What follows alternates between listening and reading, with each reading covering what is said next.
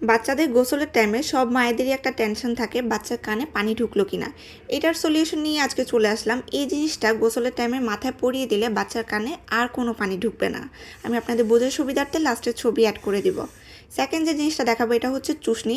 এটার ভিতরে আপনারা যে কোনো ফল, ড্রাগন, আনার কিংবা কমলা বা যে কোনো ধরনের নরম ফল ঢুকিয়ে বাচ্চার হাতে ধরিয়ে দিলে বাচ্চা সেটা চুষে চুষে খাবে।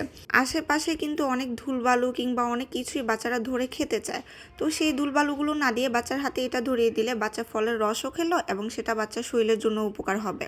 এখন যে জিনিসটা দেখাবো এটা হচ্ছে ওয়াশেবল ডায়পার। বর্তমানে কিন্তু ডায়পার একবার ইউজ করলেই সেটা ফেলে দিতে হয়, কিন্তু ওয়াশেবল ডায়পার আপনি বারবার ওয়াশ করে বাচ্চাকে পরাতে পারছেন।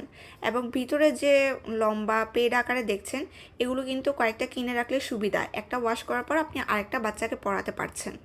এবং আপনারা অনেকেই কনফিউশনে থাকতে পারেন বাচ্চার সাইজে হবে কিনা। এখানে অনেকগুলো